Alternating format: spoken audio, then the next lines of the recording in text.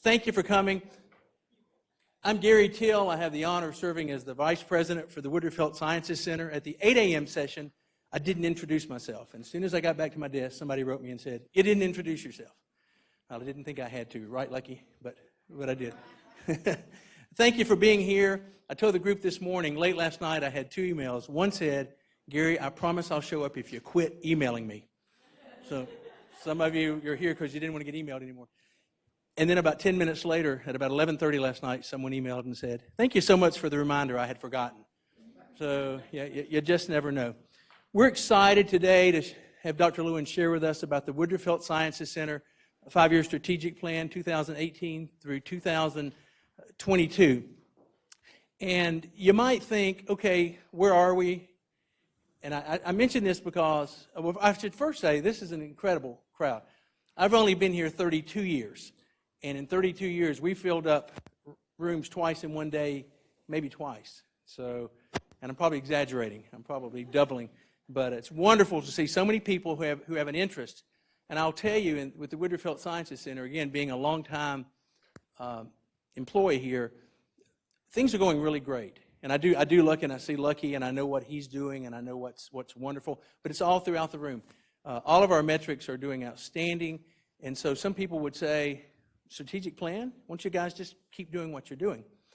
Well, I had 2 quotes from Mr. Robert W. Woodruff.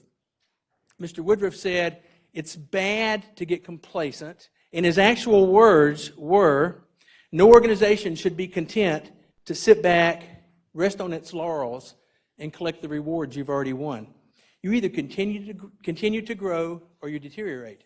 So that's where we are. We want to continue this outstanding momentum.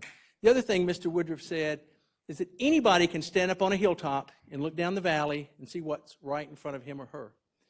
But the real visionary leader is the one that can look over the top of the next hill and anticipate what's coming after that. And I believe that's a lot of what we're doing with the strategic plan today. And you couldn't have a strategic plan work if the leader just handed it off and said, "Here, go do the strategic plan." That wouldn't work well. And it hasn't worked that way here. Dr. Lewin has been part of it from day one. He's been the guiding force. He has helped Linda and her team so many times. He shows up, he's there, he participates, and we're very fortunate to have somebody who's so invested in this strategic plan. So now I'm going to get out of the way. It's my honor to introduce the Executive Vice President for Health Affairs for Emory University, the Executive Director of the Woodruff Health Sciences Center, and the President, CEO, and Chairman of the Board for Emory Healthcare, Dr. John Lewin.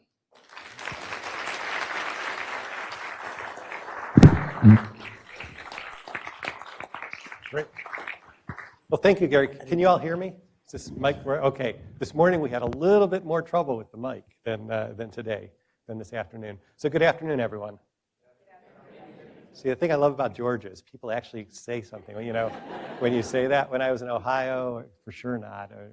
But at any rate, it's great to have you here. I'm very excited to share with you the status of the Woodruff Health Sciences Center strategic plan. And again, when I got here in February of 2016, one of the things that was very important to me was creating strategic clarity, helping to form the vision of where we were going. But before I do that, we do have fabulous prizes. So before we do that, what I'd like to do, so the rules of the game are you have to raise your hand, and if you happen to be in my field of view and you raise your hand, I'll call on you. If you're not, you're out of luck. And if you're wrong, if you're right, you get a fabulous prize. And if you're wrong, you suffer the humiliation for the rest of your life of gotten this wrong. So it's up to you. So the first question is, how many people are employed by the Woodruff Health Sciences Center and all of its entities and schools? So anybody want to take a guess? The stakes are high. Oh. No. Close. Very close. Oh, over here. Yes, we have a winner. Absolutely. 26,000. And it's the largest employer in DeKalb County, second largest in Metro Atlanta. And when we added the 3,000 employees, current employees of DeKalb Medical, we're going to be, again, pushing close to 30,000. And we're going to be getting close to the largest number in Metro Atlanta. When you add DeKalb in, we as Emory, I believe, will be the largest, Emory University as a whole, will be the largest. So one more before we get started here. Approximately how many students, residents, and trainees are currently in the Woodruff Health Sciences Center? Oh, D? No. Very good. B? No. Back there? Yes, exactly. It's uncanny how he narrowed right out. He got right onto it. This is so another fabulous prize. Great. So it's a pleasure to be here. And again, I just want to go back to when I first got here. One of the things that really excited me about coming to Emory was the really unique structure we have here with the Woodruff Health Sciences Center. And for some of you who have been here for 32 years or even longer, you may not realize what it's like at most other places, but most organizations don't have the luxury of having an organizational unit that includes everything that touches patients, students, everything that touches healthcare, prevention, cure. So it really is a unique feature, and it's something that we as Emory have taken advantage of, and it's my hope we'll continue to really take advantage of this kind of structure to move ourselves forward. And in fact, you're all familiar with the different pieces of the Health Science Center, whether you're here from School of Public Health, Yerkes, Emory Healthcare, Winship, the Global Health Institute, the Mel Hodgson Woodruff School of Nursing, Emory School of Medicine. We're all part and all sort of a functional system. It's something where really the whole is greater than the sum of its parts because of the structure we have. We're able to have more of an impact, greater success, building on each other. And we're fortunate to have great partners as well. Again, whether it's the children's, and as we have Lucky here, and Lucky and I spent a year and a half, I think, in a conference room trying to put together along with a number of other people, putting together the new Pediatric Institute, or Grady, which is such a critical piece of our educational mission. Or whether it's the VA, University of Georgia, CDC, Georgia Tech with biomedical engineering, the partners that we have are also really critical to how we move forward and how we make things happen. When we talk about the strategic plan, one of the things that came up early on was that several of the schools were thinking about doing strategic plans, and they said, well, should we hold off? Should we wait because we hear you want to do a strategic plan? I talked about, as many of you know, we started with the clinical network strategy, that strategic planning process. I guess I flew in the day before I officially started to kick off that piece. But people knew pretty much from the beginning that I was interested in doing a bigger all Woodruff Health Sciences strategic plan. And so I got the question, should we wait until we see that plan? And the answer was absolutely not. So Winship and the School of Public Health and Nursing and many of our units did their strategic planning for the reason that those are parts of the plan. Those are plans that should address the specific mission, the specific elements, the specific goals of each of those schools or operational units. What I wanted to do with the Woodruff Health Sciences strategic plan is take something that wouldn't try to duplicate any of those individual plans, but would go up and to look at how do we look across schools or across units, across missions, and create something that none of the individual schools or centers or institutes could actually take care of. Likewise, it's like a fractal. You go up in scale and you see something else. You start, departments I'm sure I hope, have strategic plans.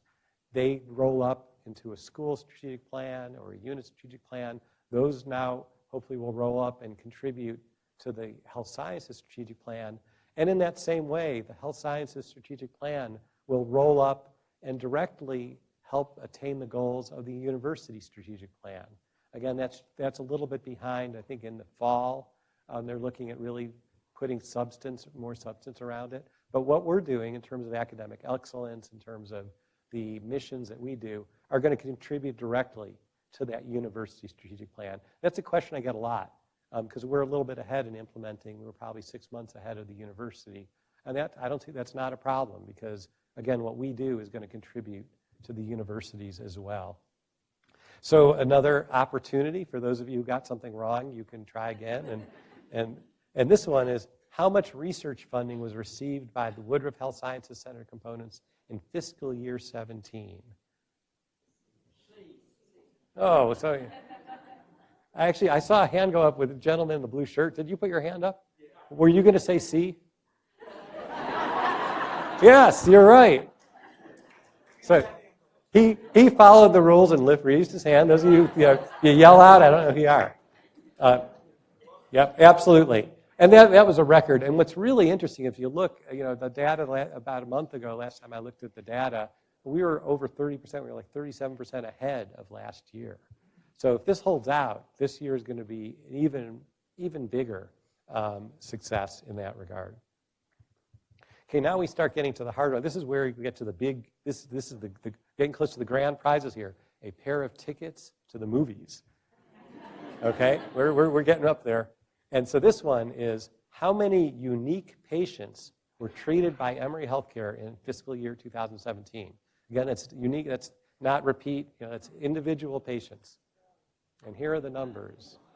Anyone want to take, in the back? Yes, exactly. So we're actually around 4.5 million visits this year. We were well over 4 million visits last year. Again, people come back. They like us so much they come back for more. So it's 615 individuals. But we are a large, that is a large, much larger than Johns Hopkins when I was there. We are a big system, important to keep in mind. And again, we have the most comprehensive healthcare system in Georgia. When you look at the range of our offerings, when you look at all the way from our primary care network, our clinically integrated network, EHN, all the way up to our quaternary care and beyond in rehab. So let's talk about the strategic plan then. When you think of the strategic plan, again, you think of lots of different areas. And Gary brought up the fact that just because we're doing well now doesn't mean that we shouldn't consider where are we going to be, where do we want to be in 5 years, how much bigger do we want to be. So we launched the strategic plan back in 2017, January, sat down with Linda Barrett and her team and said, let's really start on the planning a process for strategic planning. We started, we did stakeholder interviews, got involved, got focus groups involved. Many of you were asked, what is it that's of interest? And we ended up having about 250 people involved in the process.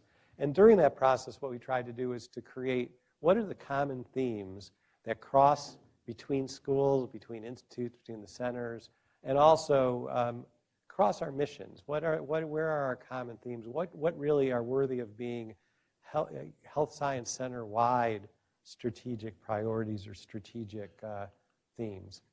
And so we started with what are the mission, vision, and values. And again, the mission is why we do things, right? So we started talking as a leadership group, getting stakeholder input on why are we here. And our mission, we believe, is to improve the health of individuals and communities at home and throughout the world. And, at home can mean a lot of things. It means here in Atlanta. It can mean at home, meaning the patient within their home. It can mean here in the United States. So whether you're in the School of Public Health and you're saving lives a million at a time, to borrow from the public health world, or if you're working as a social worker and you're saving people one at a time in their homes, our mission is to really improve the health of those individuals and the communities as well. Where do we want to go? The vision, as we talked about it, we realized what we really want to be is to be the leading academic health sciences center in transforming health and healing through education, discovery, prevention, and care.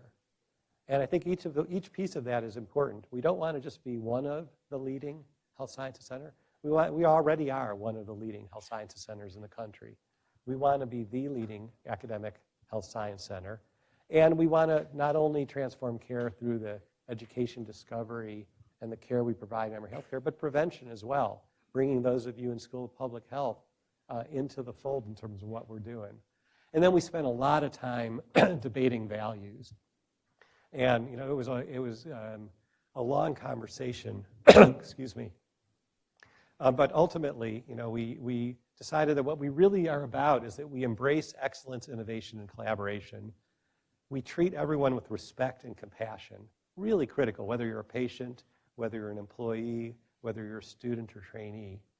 We promote diversity, equity, and inclusion, and I think the emphasis on inclusion. We steward our resources responsibly. When I look at the healthcare in America, I think there are two major problems we're dealing with.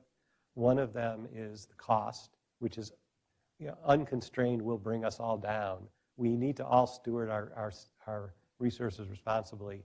And the other is, I believe, is health disparities, which we'll talk about a little bit and a little later. Those are the two, and I think we try to look at both of those in terms of these values.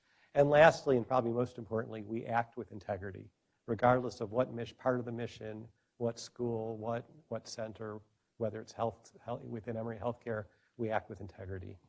So as we went through quite a bit of fact-finding and meeting, we ended up with 5 sets of goals, 5 strategic themes: constructive culture, interprofessional education and collaborative practice, transforming models of care, innovative discovery, and data science.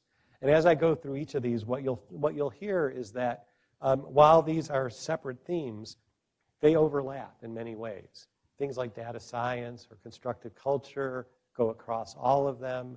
There are overlaps between discovery, transforming models of care, interprofessional education. So these all, the whole idea of the health sciences is we are one large overlap. And I believe that our strategic plan helps us understand that.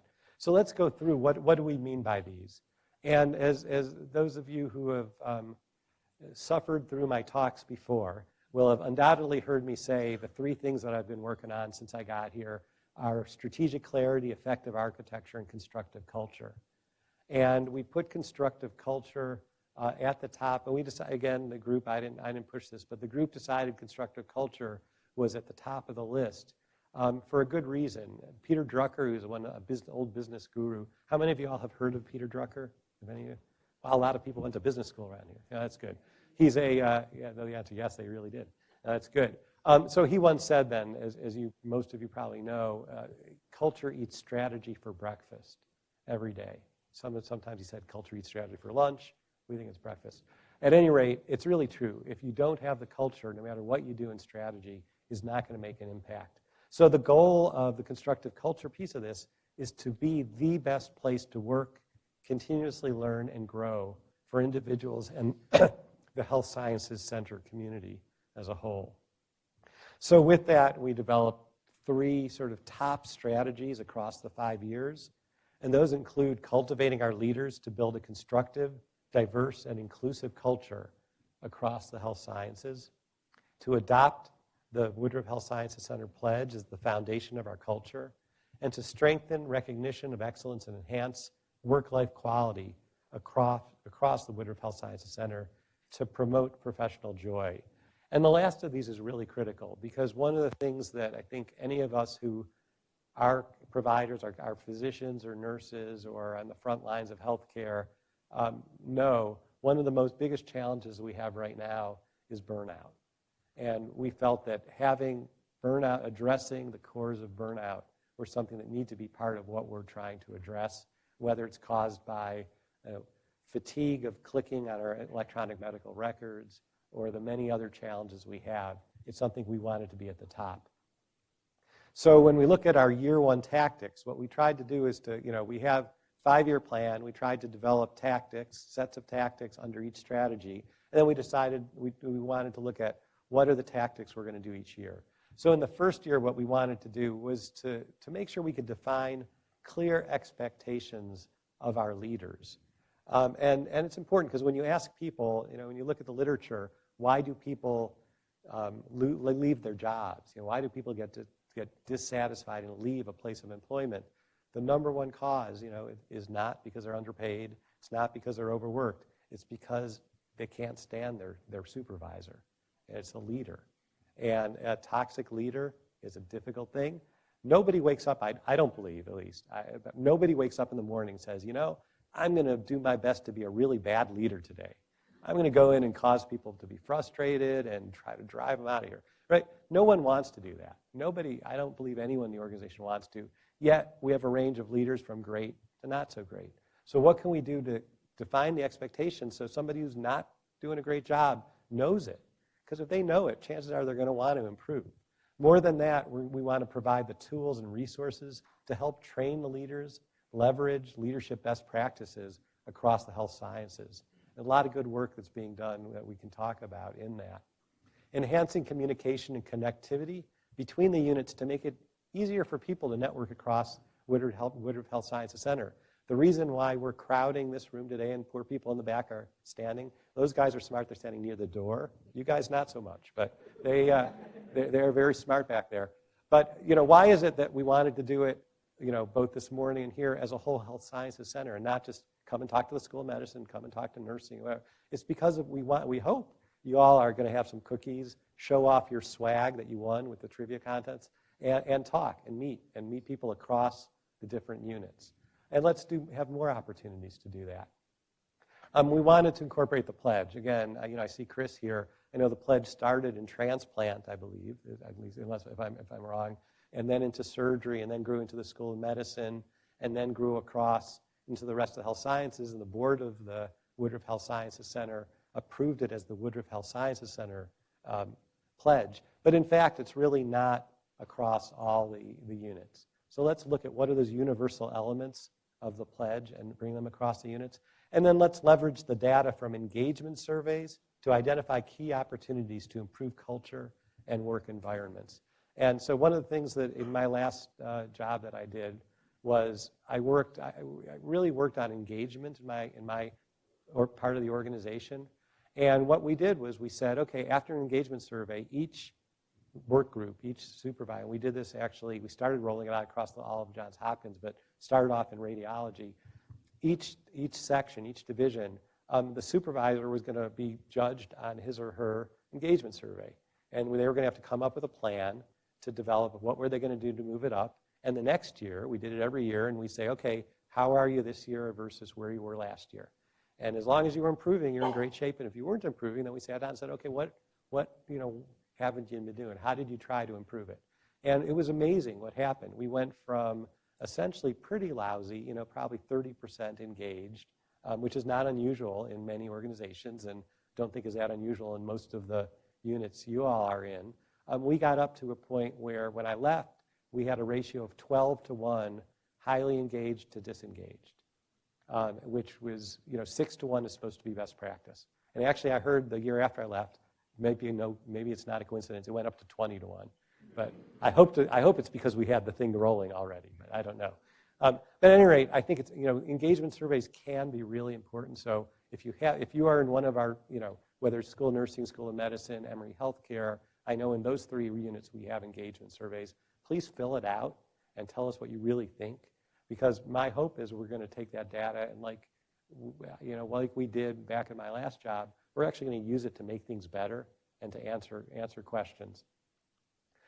In terms of leadership training, of course, the Woodruff Leadership Academy. How many of you all went through the WLA? Okay, so a pretty good number, which is great to see. I know that Gary's been running, it's the 16th year this year, I think just finished up. And it's a fantastic way for good leaders to become even better by learning more theory and getting more exposure and the networking across the organization. We have a lot of programs. Let's continue to build them. I know nursing, in the Emory Healthcare, there's a nursing leadership program moving forward. Many of the schools have them. Let's continue to build our leaders.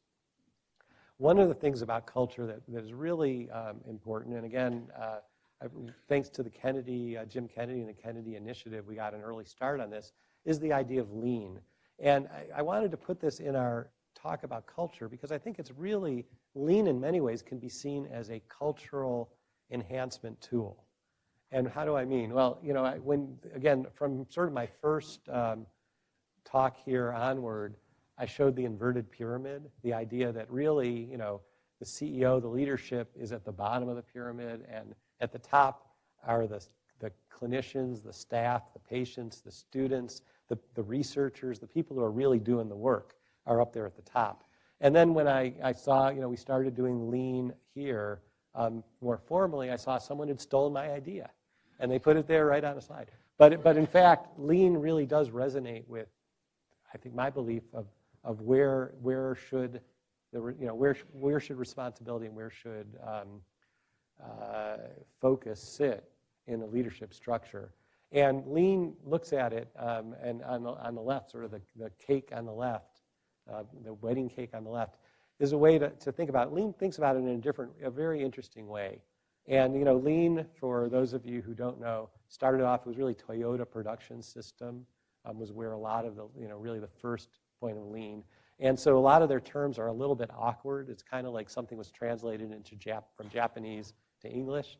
And one of their terms is mutual prosperity. They talk about the fact that, what lean is all about is creating mutual prosperity. And by that they mean that you want 3 different stakeholder groups to simultaneously win in a lean process.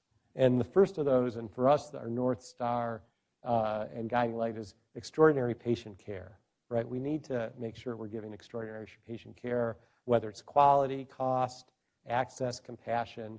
Those are critical. But at the same time, and no less, and balance, really no less important, is what is care delivery like for the provider? What is our jobs as a care provider like? And do we have meaningful work? Do we have a reasonable workload? Do we feel supported? Do we have good income and benefits? Do we have, to me, very important, a culture of respect and both physically and psychologically safe work environment? So are all those things being done? And as we do lean process improvement, are we improving those for the caregivers, for the staff? And then the third part is, are we doing what we need to do for the corporation, for the organization? Fulfilling the vision, fulfilling the mission, creating profit, right? Because without money, we can't do the rest of it. And so if we do all 3 of these at the same time, we're actually creating value. And that's really the whole idea of lean. And I put it in culture because that middle part is critical. If we can make sure that everyone feels their job is meaningful, they're not just, they haven't done 15 years of training in order to do keystrokes entering someone's name on a computer. If we can really make sure that people feel valued, it is a really important part of culture. The pledge is important, and as we had a lot of conversations about the pledge in our Woodruff Leadership Council, which is the leaders of the different units and schools, about are they applicable. And really when you take the top line of the pledge, that we want to treat each other the way we want to be treated, we cultivate a spirit of inquiry, we defer to each other's expertise, we communicate effectively. If everyone followed these guidelines every day, think about how much more joy at work we would have. So we do believe that this is something that's applicable. Again, some of the specifics underneath it may be more attributable to healthcare delivery, but we believe that these are really applicable to everyone. So the second theme that I wanted to touch on was interprofessional education and collaborative practice. And the goal there is to transform healthcare through interprofessional learning and care to maximize health. And one of the reasons why it's both learning and care is, I know my belief is, if you go into a classroom, you get a bunch of students from different schools together, they sit and they talk about their perspectives, and then they go off, and they go out to the clinical realm, and they see nothing that sounds like teamwork. They're not going to learn very much. They really need to have role models of team-based care to go and say, hey, learning this interprofessional stuff might be a good idea, because when I get out, I'm going to need to understand how to work with other professions. So it's not just the education, it's the care as well. And the 3 strategies are, first of all, to invest in the infrastructure to support interprofessional education and care across the health sciences, to institute interprofessional curricula that support team-based competencies for all the learners and care providers in the health sciences, and to accelerate in development the adoption of team-based care models and advance knowledge on interprofessional education and care effectiveness through research. So we want to learn about it, study it, do it, and teach it, and disseminate it. moving forward. It's really a matter of our trainees learning with each other, for each other, by each other as they move forward. So how do we do that? One of the first things we're doing in year one is really just to create an organizational structure across all the schools to help make this possible, and establishing a council to lead and coordinate the activities across the health sciences, because remarkably, it's part of accreditation now for nursing, School of Medicine, and School of Public Health, yet each of these groups, each of these schools is kind of planning it on their own, right? Which seems to be almost an oxymoron to do, siloed interprofessional education. And of course, people are working together, but the planning has not been done. So we're saying, let's put a council, let's put everyone who's interested around a table and talk about how do we do this as a center, not just as individual schools. Expanding and strengthening the Woodruff Health Educators Academy, which we'll talk about in a minute, is another year one tactic. And then establishing the learning objectives and competency expectations across our teaching programs to ensure learners demonstrate the required knowledge and skills. And again, trying to do that together around the table of the council is really very important for us. So the Woodruff Health Educators Academy, how many of you all have heard of this? Okay, the rest of you deleted the emails along with Gary's emails, because this got a lot of email attention. This is something that just was stood up. It's going to start the first set of 25 Woodruff Health Educators Academy Fellows was just selected from over 50 applicants or nominees. So it really was, from the outset, it was pretty, it was very competitive. And it's an 18-month, kicking off in September is an 18-month program. It's a combination of learning about educational scholarship from a series of experts, and we're bringing national experts in to give classes on how do you take educational ideas and really make them evidence-based, create scholarship that's publishable, to be able to create really an educator's career and career advancement, and doing it across all the professions instead of just doing it in one or the other. And then there'll be projects, during this. I think it's learned a bit from the Woodruff Leadership Academy and how to structure a successful adult learning program. At the end, the participants are going to get a medical education research certificate from the AAMC, the American Association of Medical Colleges, because the lecturers actually are coming from certified lecturers from the AAMC, amongst others. So we're very excited about that, and we think that that's going to start helping to move interprofessional education. Again, getting the interprofessional educators together, so when they think about doing interprofessional education, they know each other. Those networks are provided.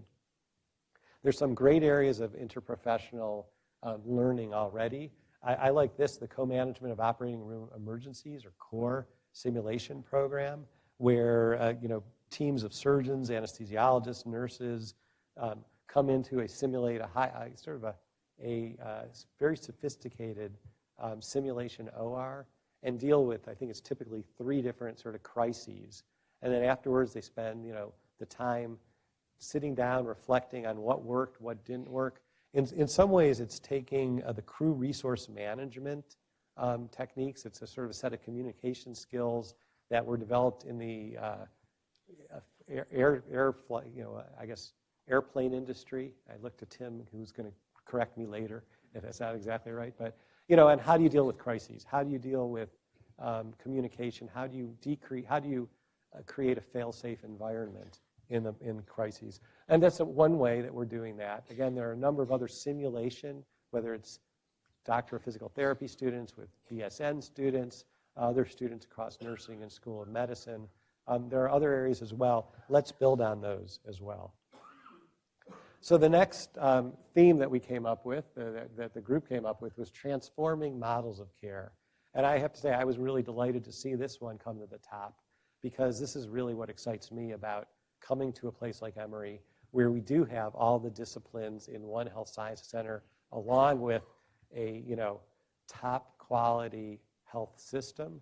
Gives us a chance to really not only design new models of care, but actually put them into a living laboratory, try them out, learn, improve, and iterate on them. So the goal of this one is to continuously lead in developing, studying, implementing, and teaching care models that improve lives and achieve better outcomes and experience at a lower cost with inherent joy of providing care by the care team. And again, the joy of care as the culture goes across all of these. The strategies include innovating clinical care delivery by supporting successful testing, implementation, and evaluation of impact on the quadruple aim. How many of you all have heard the term the quadruple aim? That's great, it's a lot. How many of you heard the term the triple aim? Okay, so the idea of the triple aim is the idea that we're going to give, great care to the patient at low cost and across populations. It was classically the triple aim that had been described. The quadruple aim adds and increases the joy of work. So it's sort of what we do for the patient, but also then what we do for the care provider as well by the joy of work. So we want to make sure that we have that built in. So as we create care models, they're good for the patient, but as the mutual prosperity would say with the lean, they're also good for the caregivers. We want to align and support health service research across the health sciences, and we want to expand the care model education and continuing professional development across the health sciences and beyond into the rest of the university as well. So it's really a matter of designing, creating, critically testing whether things are being better for each of the metrics for the patient, for the caregiver, and then for the things that work, disseminating, publishing, and spreading. So the year one tactics, again, are, first of all, just establishing structure, creating the structure and process for developing and testing these new care models, and appointing a clinical innovation task force to lead the process. So much as we do in the interprofessional education with the council, this is a group that's passionate, one would hope, about new care models and is willing to do it in a evidence-based and thoughtful way, the way that the scientists in the room would want to be seen done for basic science experiments. Let's do the same in care model development. And then the next is to develop the options to align the health service research across the health sciences, led by an interdisciplinary health service research task force. Again, we want to understand what do we have here in place already, and how do we make sure we leverage that? Well, we have some great things going on in care model development already. It's not like nobody has been thinking about this. One of my favorite programs is the Integrated Memory Care Clinic. Again, Carolyn Clevenger and others have worked hard to develop this out at the Brain Health Center. And this is a nurse practitioner-led patient-centered medical home, level 3 certified program in which patients with dementia can come, and whether they have the flu, whether they need a vaccination, whether they have behavioral issues, or whether their family members just have to ask questions about how to care for a loved one with memory issues, they can come. Again, the social workers, nurse practitioners, other caregivers in the clinic will sit, take the time they need to talk to the patient, talk to the family, and when they need it, they've got neurologists, they've got gerontologists, they've got the physician backup, but most of the time, I suspect, they really don't need it. And actually, the nurse practitioner can spend the time and understand the patient in a way that most neurologists, unfortunately, don't have the time to do, given today's society and where we are. This opened in 2015, and it was done as a pilot. It's been incredibly successful. One of the other programs that I think is really exciting is the EICU Turning Night into Day. And again, Cheryl Hiddleston in nursing and Tim Buckman in School of Medicine came together in the EICU program and addressed the issue that as ICU docs, certainly get more senior in their careers, they continue in their career for long times, those night shifts get tough. And I think the EICU was great in that what it does is it was able to take some of the pressure off the physically there ICU docs, but just staffing it at night, as I know Tim likes to say, the unsociable hours, I think he calls them, is a challenge. So what can you do about it? Well, if you can wake up, have a cup of coffee, go to work at 7 a.m., work till 7 p.m., and you've covered the 7 p.m. to 7 a.m. shift here. Well, if you happen to be in Australia 12 hours away, you can do that. You can have a normal life, a normal sleep cycle, and cover our nighttime from Australia. So they did a wonderful pilot, 6-month pilot in Australia. Worked out well. The technology worked. The people were happy. Again, there's always backup here in Atlanta if the internet goes down. But again, it's something that worked out really well enough that now they have a 3-year program in Perth. There's the Royal Perth Hospital, and that's exactly what they're doing. And what's interesting is what Tim has done, who is a pretty good network of ICU docs across the country, is to say, hey, if you want to come to Australia, spend 3 months, visit. You can work during the day and have your time. It's not a bad deal to go and do it. Have a combination. Then you go snorkel off the Great Barrier Reef on your way home. And in fact, I think he's finding some people are taking that bait and saying, yeah, that sounds like a good thing. So it's a 3-year program we're doing right now, but so far we're very excited about what it can do. And as the team has shown in the EICU improves care, decreased costs, really has a big impact in itself. So if you can make EICU work better for the caregivers, it's even better. Health services research, there's a lot going on in the School of Medicine, in the School of Public Health, in the School of Nursing, in some of our partners, other parts of the university. Well, can we bring these all together and move them forward? The Georgia CTSA and Department of Medicine sponsored a Health Services Research Day. The 5th annual one was just earlier this year on improving outcomes and value of healthcare. So let's make sure we have more venues for people across the university, and in particular the health sciences, to get together to be able to push that forward. Well, one of the areas of great interest is innovative discovery. Certainly here at Emory, it was hard to keep people out of the room who wanted to discuss this because so many people are so passionate about discovery here, which is a great thing. And as we looked at what really drives, what do people become passionate about across the health sciences, it's fueling interdisciplinary discovery and innovative solutions to improve human health. So when we look at the broader 5-year strategies, they include enabling high-risk, high-impact research, leading to the discovery and development of new therapies and devices, catalyzing synergies by bringing researchers together across organizational boundaries. And interestingly, I learned a lot about cohorts, developing a cohort of the future that's representative of the state to target major disparities and significant health issues for Georgians. Because certainly if you look at most clinical trials that are out there, they're run on people that probably look a lot like me, right? And if you take everyone across the state of Georgia, there are a whole lot of people who don't look like me. Gender, race, religions. There are all sorts of people here who have not been typically well represented in the clinical trials that most of our evidence-based therapies are based on. So let's create a cohort where we can do clinical trials. We can test hypotheses in a more representative area. So if we look at the year 1 tactics, you see facilitating innovation, entrepreneurship, and the development of intellectual property in partnership with the university, identifying novel technology focus areas to guide recruitment and development of people and new technologies, not mature enough to be cores, but to keep that innovation going.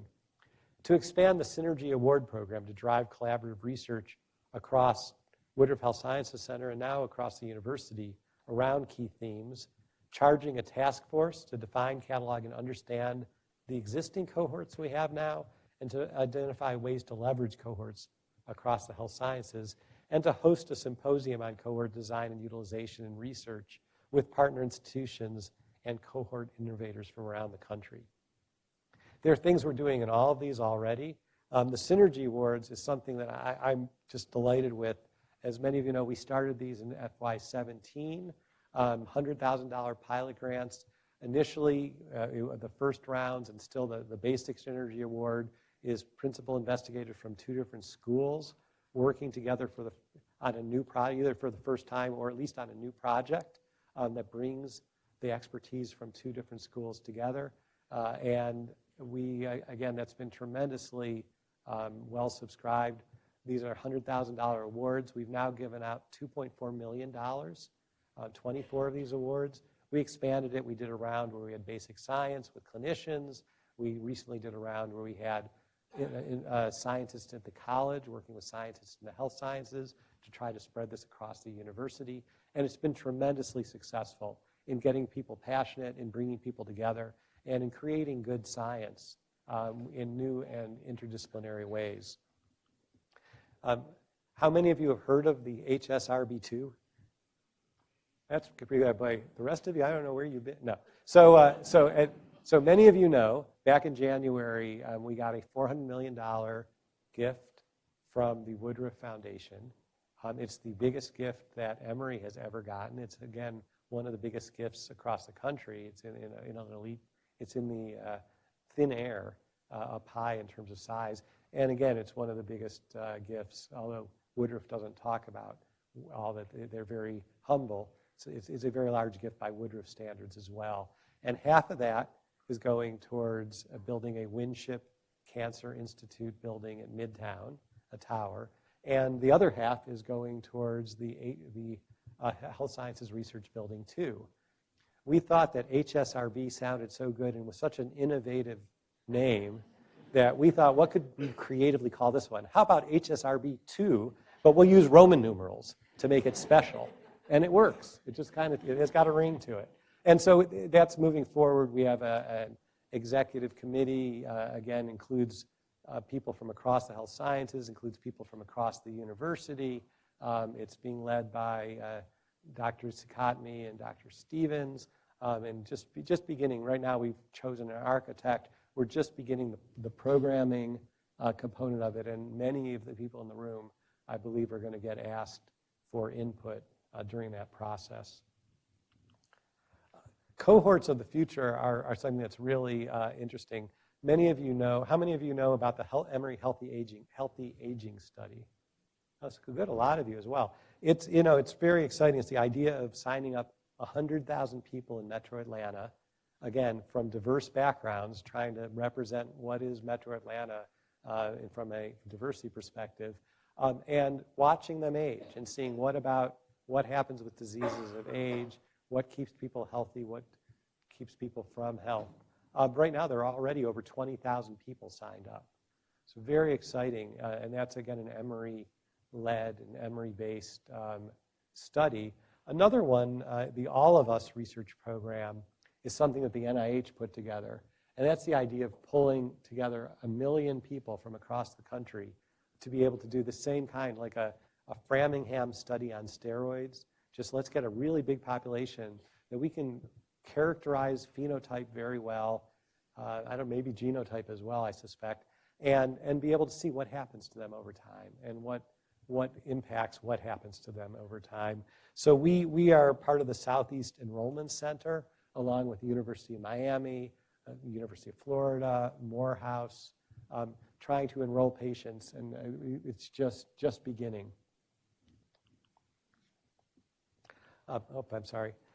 So the last theme to talk about is data science, and that's the idea of transforming discovery, education, and healthcare through data science, launching a health data science center to drive research and teaching in biomedical data science and informatics, really across the whole university, along with our partners.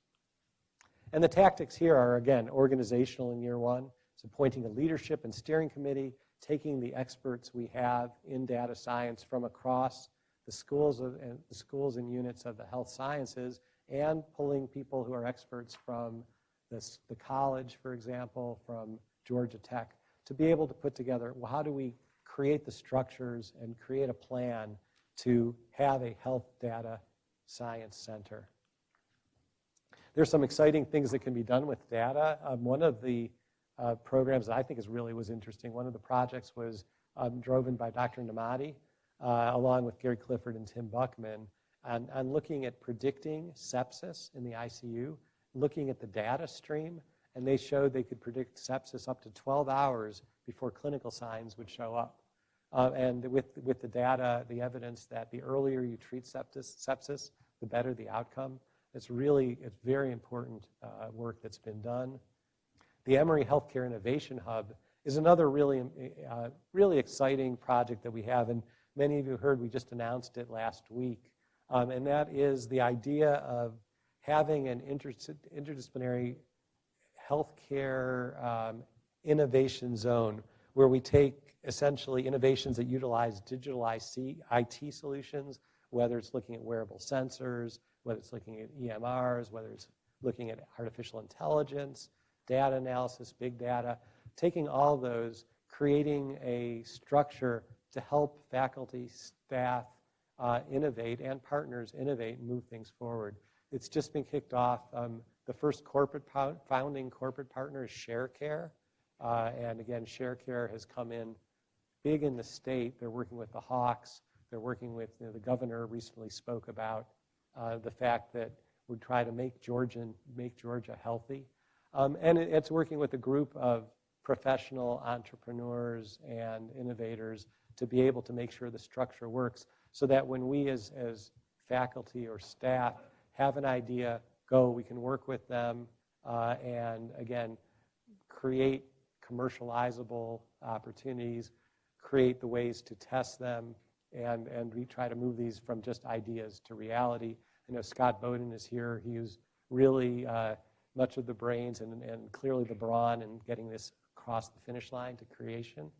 We're just recruiting now an executive director to be working with that. Again, more to come. The Think Big Symposia. How many of you all have been to one of the Think Big Symposia? Okay, the rest of you should really go. They're really good. We started this about a year ago, and again, it was the brainchild of Gary Clifford, Greg Martin, Lance Waller, several others who I'm probably missing, so I apologize. Not a lot of people raised their hands, so I probably didn't miss anyone in the room, but if I do, there's an apology. And we've done now 2 of them. We have a third planned. We did the first one looking at, help to be on the right page here with the names.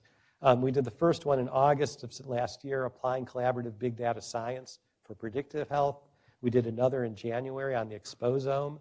We're going to do one in September on the microbiome. And again, these are interdisciplinary across schools. We bring in outside speakers. They're really exciting. So where we are now is that today is really just the beginning of moving forward. We're just starting the implementation phase. Wanted to get you all in the, on the same page of where we're going so we can get your participation, your feedback, your interest. And we hope this is just the beginning of what really will be a living strategic plan with tactics that we work on every year. Again, the idea of a strategic plan is to give people a point on the horizon, a common point on the horizon, so people can move in the same direction. I think the team that's put this together, the many, many of you who worked on it have done a great job of creating actionable tactics, exciting strategies, and really important themes. So with that, we still have some grand prizes left and more movie tickets. So be ready, be quick with your trigger hand. How many hospitals does Emory Healthcare currently have? Now, this is a trick question. This is not an easy one. Anybody want to raise their hand? Any? Oh, is there somebody on the floor raising a hand? We're all one. Oh, wait. I'll make it a little easier. I'll actually give you the possibilities. Does anyone now want to take a stab at it? Okay, there. Absolutely correct. That's right. So it's a trick question because this includes Smyrna, but doesn't include Wesley Woods. So you could do it the opposite and still get 7 if you wanted. Okay, and again, we have now over 2,000 hospital beds, 73,000 annual admissions. Just to put it in perspective, DeKalb is going to add another 625 beds, 626 beds. We are going to be a sizable system after August, September when they join us. Another trivia question. This is a tough one. So this one is for aquarium tickets. 2 tickets to the aquarium. No fish lunch included or fish dinner. You got it. So what is the estimated annual economic impact on Metro Atlanta by the Woodruff Health Sciences Center? We got in the... No. Back there? No. Actually, over here. Yes. How did you know? Perfect. The big winner, the big winner. Again, our economic impact's driven by what's currently a $4.2 billion annual operating budget. With DeKalb, we'll be closer to $4.7 billion. Actually, we'll grow to $5 billion over the next year or two. So this is a large organization, and it's got a big impact, a lot of charity care, a lot of community benefit, almost $500 million of community benefit across the health sciences. So we're very excited by that. So with that, I'd like to thank you all for your attention. And we have a few minutes for a quick raffle, I think. Yeah, so thank you very much. Appreciate it.